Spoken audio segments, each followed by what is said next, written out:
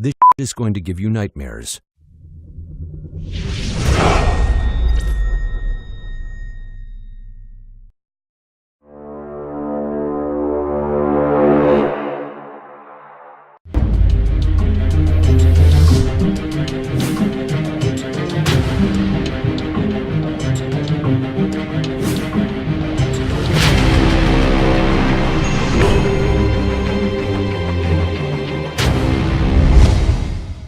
Hello everyone and welcome back to another episode of 3 Geeks Flix.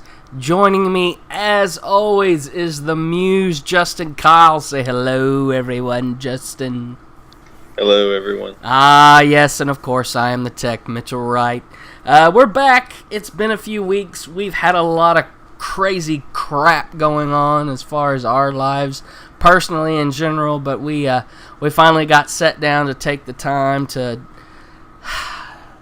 think about you, the people, and get together and put a little something out for your viewing enjoyment. We've got a clutch here for you. We've done a few in the past. We felt like we needed to revisit it again. As far as in the movie space, there really wasn't a lot that we wanted to talk about, and there might be something you'd like, but as far as we thought at this one, we hadn't heard anything from you, so we took a look and said, no, screw it, we're going to do this. Oh, my. So, to start us off, as I always do, I look to you, good Muse, and say, Justin, give it to me. What you got?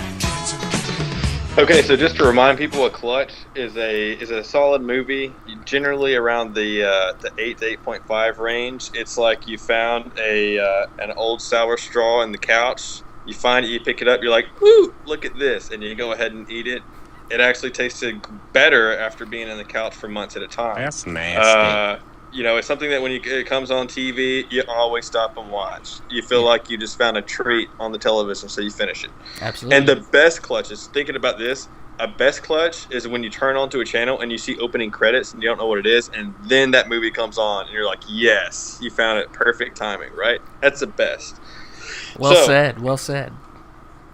To start off, my clutch list is the 2006 Michael Mann film, Miami Vice. So, that is correct. So, me and Mitchell were joking earlier before this about the song In the Air Tonight, so that's why I changed it. This is a great film. This is a fantastic shoot 'em up. It's really gritty. It's actually extremely beautifully shot. Michael Mann is one of my favorite directors. I think this was right after he did Collateral, which is another clutch movie. Indeed. That's a Bombay. It's a gritty film about drug cartel and two cops that are pretty much brothers going down a road that law enforcement has never gone before. It's never seen before. It's about action, love, family. It's awesome. It's a great movie. I probably give it an 8.5. I can agree. 8.5. Well done. Well, let's start us out. This is I've kind of gone funny on us on this one, folks, but bear with me. My first is a 2008 film, Step Brothers, with Will Ferrell and John C. Reilly. Right. It doesn't get any better than if you get to watch this unedited and uncut and no commercials, but I don't care who you are. This can be on TBS, TNT, USA, you name it. If you see it's on, it doesn't matter where it's at in the movie. You could stop, watch this thing. I mean, Will Ferrell and John C. Reilly are comedic duos of another realm, another world.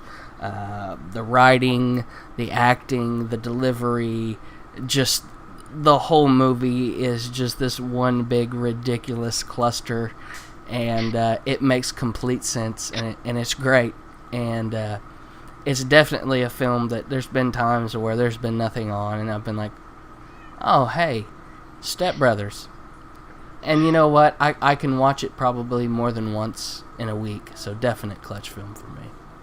Right. I know one of our favorite things to do is practice karate in the garage. So absolutely is. Okay, so my next film is the 2002 film, the Martin Scorsese film. It's entitled Gangs of New York. Oh, it's a great film. This is a great movie. I've been craving to watch this movie, as we talked about before. So it's a beast of a movie. It's very meaty. It's over 3 hours, I believe. But with that in mind, it is paced beautifully. Very much so. I think it was nominated for Best Picture. I don't think it won Best Picture that year, because I think Lord of the Rings won that year. But if Lord of the Rings, I think it was The Return of the King that came out, right? Is that correct? Right. Okay. If that movie wasn't out, I guarantee you this probably would have won Best Picture of the Year.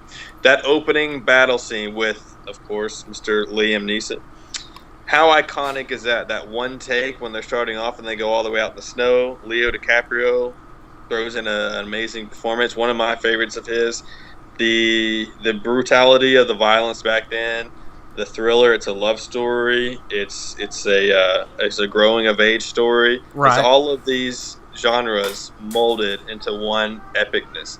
And one of my favorite things about this is at the end, if you've seen it, whenever Leo finally faces Daniel Day-Lewis, considered the best actor of all time by many, rightfully so. Absolutely. It's not like an over-the-top thing. It's like the opposite. You know what I mean? Oh, yeah. Absolutely. And I mean, dude, that film is, it definitely, it has not gotten the love and the hype that it deserved at times. And it was definitely award-winning, so... hands down, at the very least, a clutch film. That's correct. Thank you, sir. At the very least. All right. Moving on to my next film, it is going to be another funny film, another familiar face. It is Old School, 2003. Classic. That's a classic. Classically clutch movie. The same things that apply in Step Brothers apply to this film. Only that you have the brilliance of like a triumvirate that has not been repeated since, of Luke Wilson, Will Ferrell, and Vince Vaughn. And I'm sorry, for my money, it does not get any funnier than Vince Vaughn in this film and his character. Quite frankly, I believe that this film and his character there set the stage for Vince Vaughn's several films to follow. It definitely showed the comedic genius of Will Ferrell, and as Luke Wilson to be that straight, funny man that he has the capability of being. Absolute hilarity, but again, makes absolute sense. You never at once watching this movie think, that would never happen. You're going to think, oh man, that's awesome. Yeah, why not? So I mean, awesome film, clutch film. Doesn't matter when it's on, where it's on, how it's on. You got to sit down and watch it, because you're going to feel better, and you possibly may be a better person for it. So, What a great choice. So, like, when you said that, as soon as you said that, it reminds me of when our your boys, Mr. Liam, is grown up, and when our kids are growing up, they're gonna look back on that. This would be the equivalent of ours, like Porky's, or ours, like absolutely. That as soon as that came out, that's why we say it's really not considered a classic. It's only like a little over a decade ago, if that. But that is a classic for our generation for sure. Great absolutely, choice. Absolutely. Okay, my next film is the 2006 film directed by Zack Snyder. That would be 300. So indeed. Now I don't know if we've talked about this before. I don't think that we've talked about this before. But if you remember, this could be on many of our lists, because the trailer for this was awesome. They played Trent Reznor's 9 Inch Nails just like you imagine. How perfect was that? It was amazing. highly stylized visuals. They spent over a year in post-production, and that's actually become a trademark of Zack Snyder. They, in a way, as far as the slow-mo and action, and many people think, rightly so, that they did something like The Matrix did in 99 when they did like the slow-mo and the effects. I don't think it was quite as groundbreaking as The Matrix, but it definitely broke some ground because it was mimicked later. This put Gerard Butler on the map for a little while. Actually, Michael Fassbender was actually in there as well. Most people don't know that until they go back and rewatch it. They forget that he was one of the Spartans. When you saw that trailer for the first time, you were like... That's one of those times where you look at your mates over here and you're like, that's going to be awesome. Mates. Bringing out the mates again on me. Golly. I agree. Fantastic film. Fantastically clutch film. Probably the height of Snyder's career. And it's all been downhill after And it's kind of been rough after. Stylistically, he's still there. Story-wise, he needs a shot in the arm. That just happened. So what do you think about Watchmen? Just kind of go off It was a good film. It was not the absolute great film that it could have been, but it was still a good film. Okay. I still enjoyed it. It's at least a very 7.5, maybe 8. Somewhere in there. Right. Yeah. Okay. To get kind of off the straight and narrow. Right. Sorry about that. No, you're good. To keep it funny, I do have an absolute classic. This is the granddaddy of them all. This is the one that set the stage for them all. And, are you there? Yeah. Yes, my daughter's kitten has decided to jump onto my desk, so I'm going to keep rolling with this. All right. It is the 1972 Animal House. You've got the likes of John Belushi, yeah. Kevin Bacon, Donald Sutherland was in this movie, and then of course Tom Hulse and Stephen Furst were the your main characters in this. This film, man, for the whole National Lampoon's films to follow, opened the door. It opened the door to movies like these, to an idea of a comedy that's a little crass, a little crude, but still funny, and still something that, even though it's absolute hilarity, it makes no complete sense to what they're doing and how they're doing it, but you don't care because you're laughing so hard that you feel like your gallbladder is going to jump out of your stomach. That's nasty. So, great film. I can't tell you how many times I watched it. It takes me back every time to the fraternity house at Oklahoma State, at the Phi Kappa Tau house, with all my brothers sitting around watching it, drinking, laughing our asses off. This movie's got some nostalgia to it, but still to this day, it is a classic. It is a film to be to be lauded and to be appreciated and to show your reverence. So, anybody that likes any of these other films that I mentioned as clutch, you better damn well like Animal House. Right, that's correct. Or you will get shot. In the face with a bazooka. That's correct. So, that's classic, yeah. Yes. That is absolutely classic. Okay. Yes. I don't think I don't have a comedy on my list, but if I did, I don't think I could beat that. So luckily I don't. I just got funny. I don't know. I had comedies in my head today. Okay, so my next film is the year 2000 film directed by M. Night Shyamalan. That would be Unbreakable. Fantastic. So we have talked about this before. This film is tragically underrated, I think, in my opinion. You could probably rate this a 9 if you really wanted to. Now, the fact that this came out 16 years ago, and if you look at where we are today with our movies, never before has it been more relevant. Right. Because this, the superhero movie was just now starting to come out. I think there was X-Men had come out. I think the first Spider-Man come out in the year 2000, Blade. We were tiptoeing in the genre that we are now. Yeah. And this movie took that stuff and went in a different direction. It took some risk, and it was extremely clever, extremely well crafted as a film, the filmmaking behind it. And again, this is probably one of Bruce Willis's last performances that I think he gave 100% in. I love this film. It's a great film. Absolutely. And this is every bit a superhero movie through and through, and quite frankly, you can think of it as an origin story. This is one of your first dark superhero movies, and who gave it to us? M. Night Shyamalan. Who was in it? Well, one of the best action heroes in the business, bar none, Bruce Willis. So, yeah, Clutch movie, fantastic movie, underrated movie.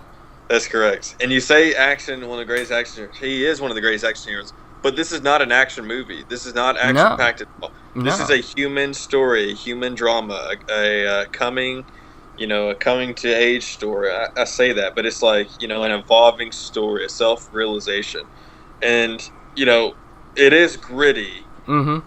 There are parts of it that are gritty, but the story is so clever. That's the thing. It's so smart and original. I mean, it's in the genres. I don't even think it is a superhero movie, but you can't. I wouldn't categorize this as a superhero film at all. This is a psychological thriller. It is on my psychological thriller shelf right over there. It's the first one. Right. I think that's you could call it thriller, but yeah, but it does have that element to it. Because in all respects, he is a superhero. He is. Though it is not your typical superhero beat-em-up action film at all. That's correct, yes. So that I agree completely. Okay. My number 2, very much change in pace here, done with the comedies. We're gonna stay into the classics. We're gonna stay in the 70s with the 1972 release of The Godfather. This film has been a favorite of mine since I was young, especially in my teens. I can remember watching this with my father and him talking to me about it, telling me about it, and this film is the definite godfather of all of your mobster movie films and your films that have to do with the mafia or anything else that has come after it and whatnot. And Marlon Brando, I mean, epic. Al Pacino, well, it just went up a notch. He helped up a notch. And then you got James Caan, Robert Duvall, Diane Keaton, Abe Vigoda. This movie had it all. It had the right people. It was a Francis Ford Coppola film. That's correct. Coppola was a genius. He was a visionary. Just beyond ends. The first 2 Godfathers definitely could be on a list by themselves alone. And I mean, what can I say, man? It was awesome. It was awesome. Bar none. Yeah, it's funny you mentioned The Godfather. I was thinking about having another Francis Ford Coppola movie on this list. That would be right. I think it was like the 1990 or 1991 film Dracula with yeah. It's got Gary Oldman, Keanu Reeves, Winona Ryder. Yeah. Right. Yeah. Isn't that sad that I know all that? That's a great movie, man. That is a great movie. Oh yeah, that was a great flick, a dark flick, fantastic film. Yeah. Fantastic film. Ford Coppola. Okay, so my final film for this list is going to be the 2002 film directed by Sam Mendes. That would be Road to Perdition. Right. So this is in my top 10 favorite films of all time. Okay. I'm not going to give this a 10 just because I don't think it broke any ground, but this was actually based off a graphic novel. Most people don't know that. Yes, it is. This is a fantastic film. Absolutely. This is a criminally underrated film and appreciated film. This was Sam Mendes had just directed this previous film, won Best Picture at the Oscars. That would be American Beauty. This was his next project, and it was highly anticipated because Sam Mendes, when he won that, he came out of nowhere for the Oscars, right? Right. So then this new kid on the block that just won Best Picture, deservingly so for the Oscar. What is he going to do next? And he chose this film. Beautiful cinematography. Paul Newman. Yes. Tom Hanks. Daniel Craig. Wow. Mic drop.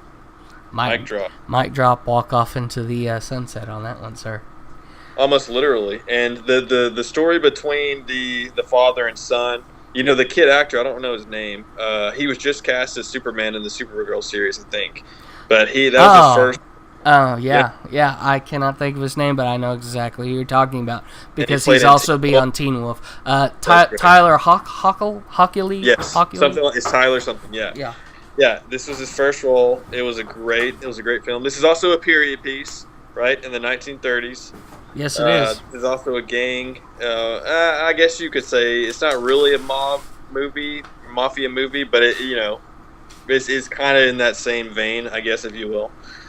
But yeah, this is definitely my top 10 favorite films of all time. The filmmaking is masterful. It's well crafted. Absolutely.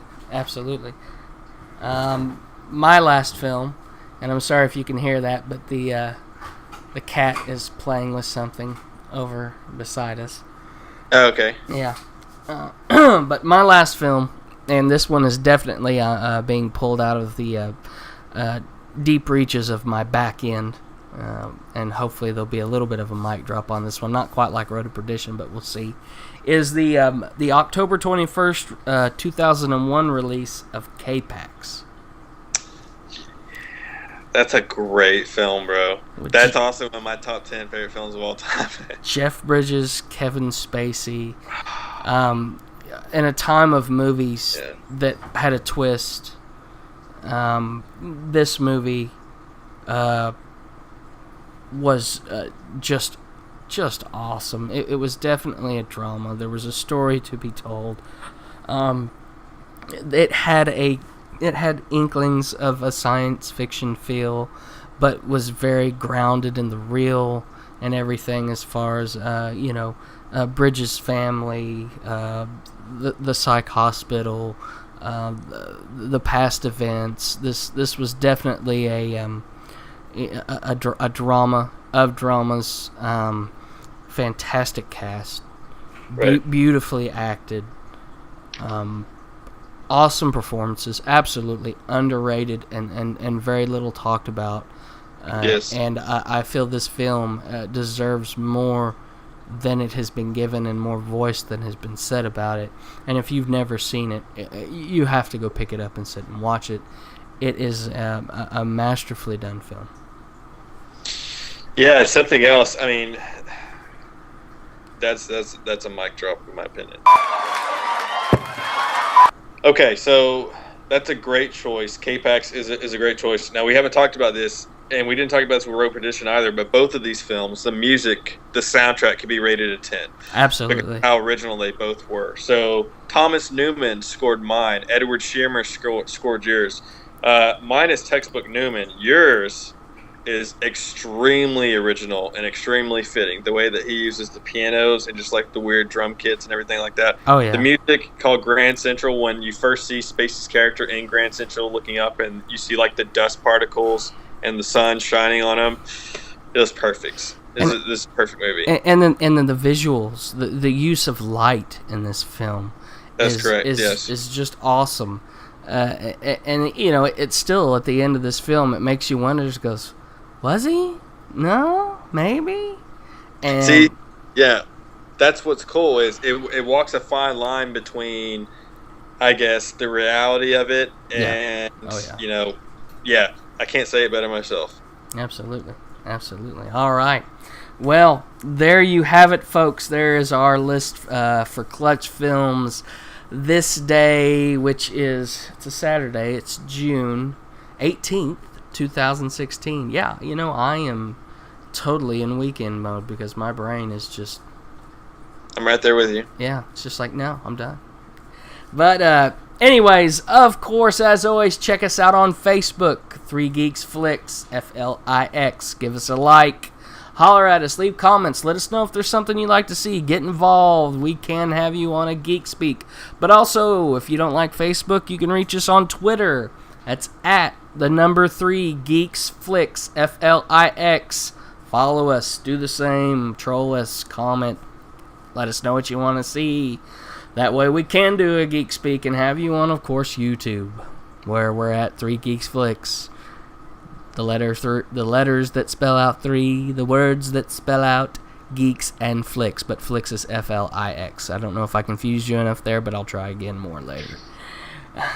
But anyway, it's been a few weeks. It's a little tough, a little rusty.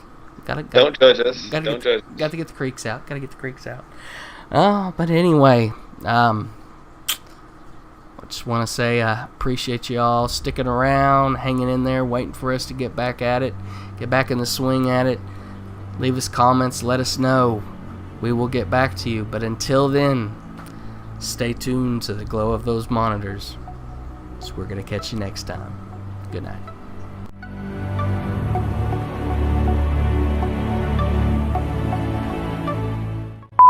Guess who's back? Back again. Okay, hey. Let's go. I hope you don't mind Mindy's dad's joining us for this one. That's not Mindy's dad. Yeah, it is. It's f***ing Ginger, just like her. Okay, sir. We're gonna have to get out of the picture. You look rugged. I feel rugged. That's what she said. Okay. Okay. I guess I'm ready when you are. I missed your face. Wait. He's hiding. He's sleeping. Leave him alone. No! You'll pet him later. Pet the cat. I'll pet you outside. With my foot. Tell me I'm pretty.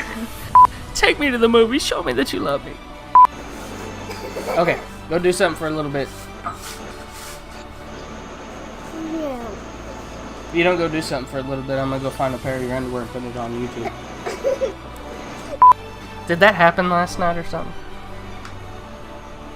Did what happen? Finding a sour straw? I can't believe you would think that. Now, ladies and gentlemen, there is a gorgeous human being right there. He's got a lovely shaped eyes, nice teeth, and he looks like he could stab you with a smile. And then have you with a nice Chianti and some fava beans.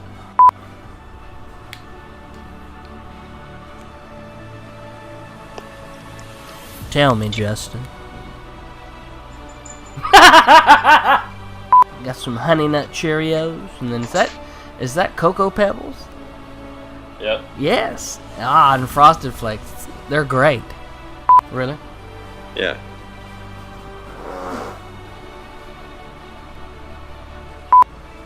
I don't know what that was. Can't tell you. Well, it sounded like an out-of-tune trumpet. What's the girl that was blind and deaf when she was born? Helen Keller. I started a chess club. You know how I know you're gay? You don't have to subscribe. Yeah. Please subscribe. Yes, please. Please. Please. Tell me I'm pretty. Can I just get a hug from you, please? Because that's never a creepy way to start off on a date. Wow. Wow. Toby, shut up. Nobody likes you. I'll live in your closet. Only come out on the third Tuesday of every month. Or when you're not around. You won't need to really come out with as many people as already got in there.